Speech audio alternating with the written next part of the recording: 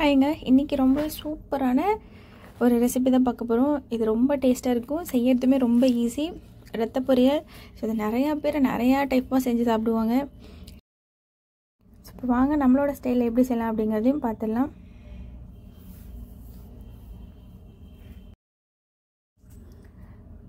So நான் வந்து இந்த மாதிரி கடைக்காரங்கிட்ட சொல்லிட்டோம் அப்படின்னா அவங்க வந்து உப்பு போட்டு கொடுத்துருவாங்க. உப்பு போட்டோம் அப்படின்னா அந்த ரத்தம் வந்து நல்லா உறைஞ்சிடும். நீங்கள் அதுக்கப்புறமா வந்து ஒரு டைம் வாஷ் பண்ணிவிட்டு நல்லா பிசைஞ்சிக்கோங்க. நான் வந்து இந்த மாதிரி பீசஸாக கேட்டேன் அப்படின்றதுனால அவங்க இப்படி கொடுத்துருக்காங்க. ஸோ இது கையில் நல்லா பிசைஞ்சிக்கலாம். இது கையில் பசையும்போது ஒரு மாதிரியாக இருக்கும். ஸோ நான் பிசைஞ்சிட்டு உங்களுக்கு காட்டுறேன். ஸோ இந்த அளவுக்கு இருக்குது. இப்போ தாளிக்கிறதுக்கு நல்லா ஒரு கைப்பிடி அளவு சின்ன வெங்காயம் எடுத்துக்கோங்க, ஒரு பச்சை மிளகாய், கருவேப்பிலை, அப்புறம் துருவின தேங்காய் கண்டிப்பாக வேணும். ஸோ இப்போ வாங்க தாளிக்கலாம். ஸோ ஒரு சட்டியில் கொஞ்சமாக எண்ணெய் விட்டுக்கோங்க. விட்டுட்டு கடுகு, உளுத்தம்பருப்பு, கடலைப்பருப்பு இதெல்லாம் சேர்த்திக்கோங்க. கொஞ்சம் சோம்பு சேர்த்துக்கிட்டிங்க அப்படின்னா ஃப்ளேவரோடு இன்னும் நல்லாயிருக்கும். ஸோ இதை எல்லாத்தையும் சேர்த்து நல்லா செவக்கிற வரைக்கும் நல்லா வறுத்துக்கோங்க.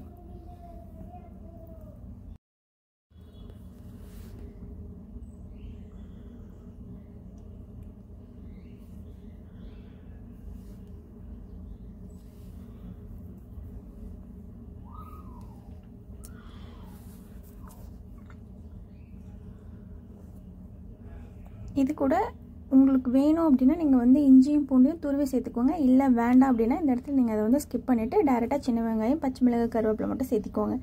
ஸோ நான் போட்டிருக்கேன், அப்போ தான் அதோட ரா ஸ்மெல் வந்து இல்லாமல் இருக்கும். ஸோ அதனால் வேணாம் அப்படின்னா நீங்கள் விட்டுடலாம்.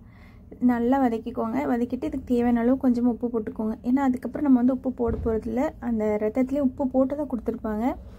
ஸோ அதனால் நம்ம வந்து இந்த வெங்காயத்துக்கு மட்டுமே சேர்த்திக்கலாம். சேர்த்துட்டு நல்லா வதக்கி விட்டுருங்க.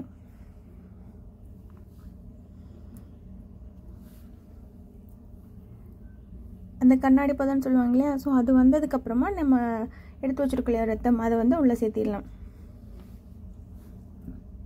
சேர்த்துட்டு நல்லா மிக்ஸ் பண்ணிக்கோங்க. இது நம்ம சிம்மில் வச்சு தான் பண்ணணும். ஏன்னா ஹை ஃப்ளேமில் வச்சுட்டோம் அப்படின்னா இது கலர் வந்து உடனே டக்குன்னு அப்படியே பிளாக் ஆகிடும்.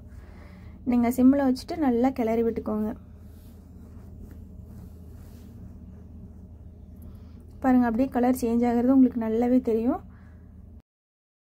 ஸோ இது வந்து பார்த்திங்கன்னா சீக்கிரமே வெந்துடும். அதனால் சிம்மில் வச்சுட்டு அதோட கலர் சேஞ்ச் ஆகிற வரைக்கும் நல்லா வதக்கி விட்டுருங்க. நல்லா அந்த இதெல்லாம் கொத்தி விட்டிங்க அப்படின்னா அந்த பெரிய பெரிய பீசஸாக இருக்கிறது எல்லாமே குட்டி குட்டியாக நல்லா உடஞ்சி வந்துடும்.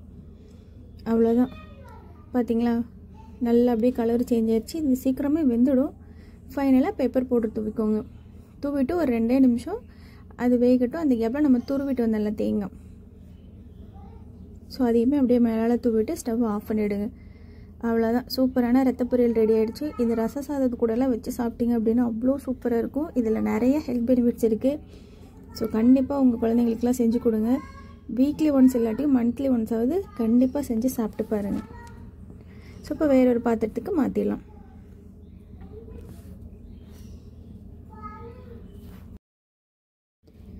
அவ்வளோதான், சூப்பரான ரத்த பொரியல் ரெடி. ட்ரை பண்ணி பார்த்துட்டு எப்படி இருக்குன்னு சொல்லுங்கள். தேங்க்யூ.